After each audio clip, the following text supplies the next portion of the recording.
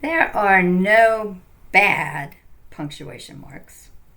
All 14 marks in our English language serve a useful and a necessary purpose.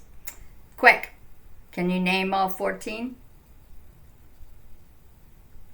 They are period, question mark, exclamation mark, comma, colon, semicolon, dash, hyphen, brackets, braces, parentheses, apostrophe, quotation mark, and ellipsis. You may not have thought about brackets and braces, but I bet you got the rest of them. Yes, there are no bad punctuation marks, but many people have their favorites. I know because they use them all the time. The punctuation mark we're going to talk about today isn't my least favorite mark, but it runs a close second. Hi, my name is Patricia Charpentier, and welcome to episode 112 of the Life Writers Vlog, where you can find inspiration and useful tips to help you write your life stories.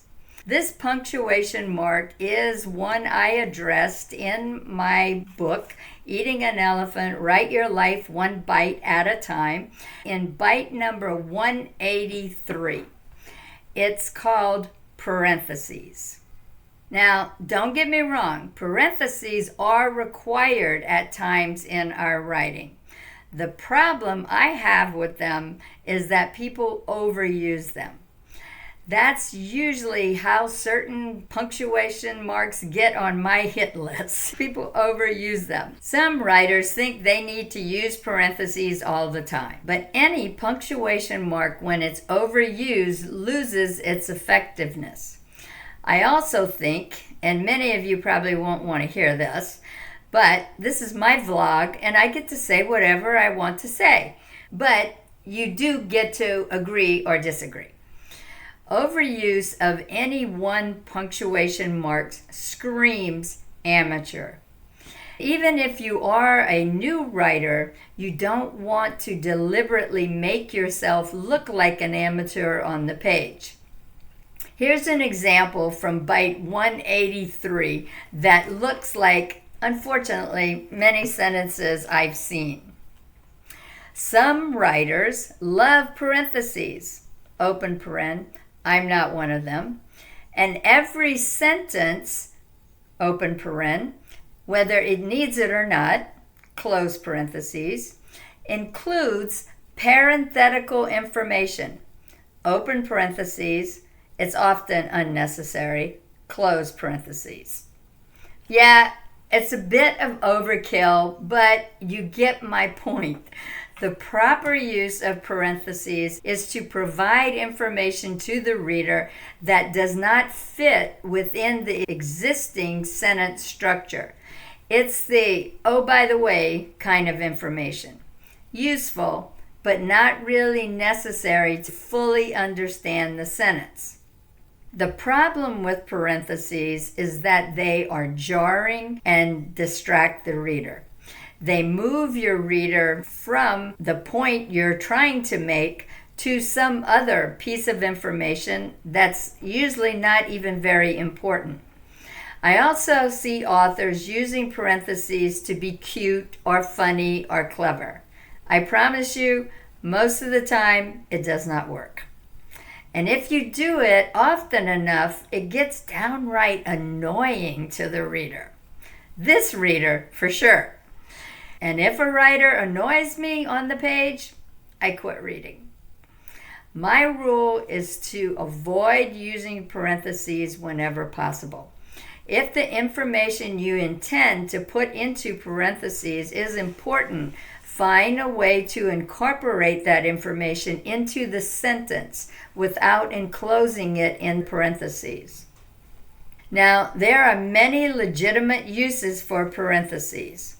One necessary use is to enclose an acronym that describes a more complicated name. For example, at first mention, use chronic obstructive pulmonary disease, followed by COPD in parentheses. After that, you'd only use COPD. It's the same situation with less common U.S. military terms, governmental agencies, and the like. First mention would be Joint Terrorism Task Force, followed by JTTF in parentheses. After that, simply use JTTF. Bottom line, use parentheses only when necessary to clarify a part of your sentence. And if you do use them sparingly. Let's talk for a minute about your use of parentheses. When do you use them? Do you seldom use parentheses, or are you a parentheses junkie? If you are a frequent user of parentheses, why do you use them? What do you think they contribute to your sentence? Tell us about your relationship with parentheses. But whether you're a fan of those little cupped hands or not, remember, the only way to do this wrong is to not do it at all. The only way to do this wrong is to not do it at all. Until next week, happy writing, everybody. Don't miss the next episode. Sign up to be notified of future posts and upcoming events.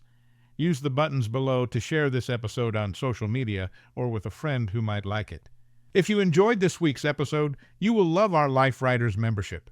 Whether you don't know where to start writing your life stories, have started and stopped many times, or have been writing but want to receive feedback to make your stories better, the Life Writers membership is where you need to be. We have a Get Started roadmap, an extensive library of instructional videos, live events via Zoom, and a supportive and active community. If you want to take the stories that live in your heart and mind and put them into words on the page, check out Life Writers at lifewriters.us.